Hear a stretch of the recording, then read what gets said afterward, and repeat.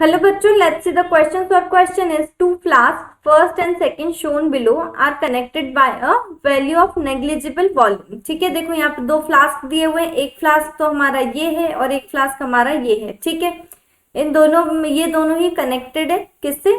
Negligible volume के साथ में कनेक्टेड है. ठीक है, यहाँ पर बोला गया when the value is open, यानी कि ये जो है हमारा, अगर ये ओपन हो जाता है तो जो फाइनल प्रेशर है ऑफ द सिस्टम का इन बार इज वो क्या होगा? x into 10⁻². ठीक है, तो x की वैल्यू हमें पता नहीं, तो वो ही हमें निकालनी होगी.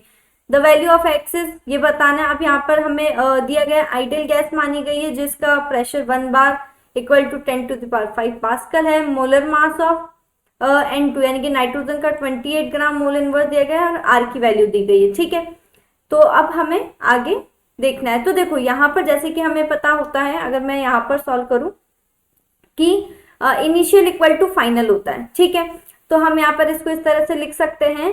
हम इसको फर्स्ट और सेकंड के अकॉर्डिंग डिनोट करेंगे. तो n first plus n second का जो इनिशियल होगा, इनिशियल इक्वल टू फाइनल. ठीक है, ये हो जाएगा. अब देखो यहाँ पर जो है हमारा जो वॉल्यूम दी गई है वो दोनों, एक में 1 लीटर एक में 2 लीटर है. ठीक है, और जो टेम्परेचर दिया गया है वो देखो 60 से लेकर 300 केल्विन तक रहेगा. तो टेम्परेचर अगर हम बात करें तो देखो 60 से लेकर कितना रहेगा? 300 केल्विन तक. ओके, ये होगी बात. अब देखो अब क्या हमें यहाँ पर और क्या दिया गया है? देखो यहाँ पर हमें इसमें बताया गया है फर्स्ट वाले फ्लास्क में जो गैस है नाइट्रोजन जो है वो कितना है? 2.8 ग्राम एंड सेकंड में 0.2 ग्राम है. ठीक है, तो देखो हम इनिशियल फाइनल के अकॉर्डिंग अगर करते हैं, देखो अपन नेक्स्ट स्लाइड में लिखते हैं. ठीक है, इनिशियल फाइनल के अकॉर्डिंग अगर करें तो N1 इंटू, देखो यहाँ पर C तो कट जाएगा दोनों में क्योंकि दोनों में सेम रहेगा. ठीक है, और हम इसको लिख सकते हैं 300 minus T equal to N2 60 minus T. ठीक है, यहाँ पर T माइनस 60 आ जाएगा.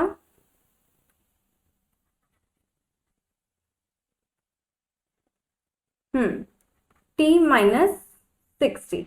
ओके, अब देखो अब यहाँ से अगर हम निकालते हैं तो देखो यहाँ पर जो है N1 के लिए क्या आएगा? देखो उसमें जो है हमें दिया गया था कि कितने ग्राम गैस है, वो है हमारे पास 2.8 ग्राम N1 में. तो ठीक है, और N1 के लिए जो यानी कि जो हमारे पास नाइट्रोजन है उसके लिए जो उसका मास होगा वो कितना होगा? मोलर मास वो है हमारे पास 28. ठीक है, फिर 300 minus T equal to N2 के लिए भी सेम ये थी हमारे पास 0.23 और डिवाइडेड बाई 28 कर देंगे तो T माइनस 60 हो जाएगा. अब इसी तरह से जब इसको कंप्लीटली कैलकुलेट कर देंगे, जो T की वैल्यू आएगी यानी कि टेम्परेचर की जो वैल्यू आएगी देखो वो आ जाएगी हमारे पास 284 केल्विन. अगर हम इसको फर्दर कैलकुलेट करते तो ये कट जाएगा, यहाँ पे 14 आ जाएगा. ठीक है, यहाँ पे T माइनस 60 रहेगा तो 284 केल्विन आ जाएगा.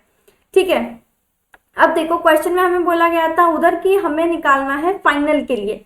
ठीक है, तो देखो इसके लिए N1 plus N2 final equal to होता है 2.8. फाइनल के लिए निकालना है क्यों? तो दोनों ऐड हो जाएंगे. 2.8 प्लस 0.2 डिवाइडेड बाय कितना है? 28 है. ठीक है, तो देखो ये फाइनल के लिए कितना आ जाएगा?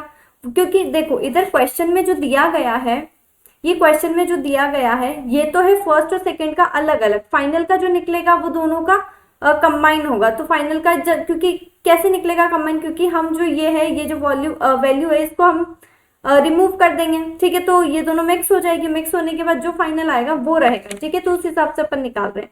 ठीक है, तो यहाँ पर अगर हम इसको प्लस कर देते हैं तो 3.0 डिवाइडेड बाई 28 हो जाएगा.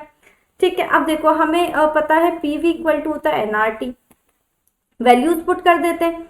ठीक है, यहाँ पर क्या होता है? देखो P की वैल्यू यहाँ पर क्वेश्चन में अगर हम देखें तो उसकी वैल्यू दी गई है, मतलब उसकी वैल्यू नहीं दी गई है, वो हमें निकालनी है. PV equal to NRT divided by V हो जाता है.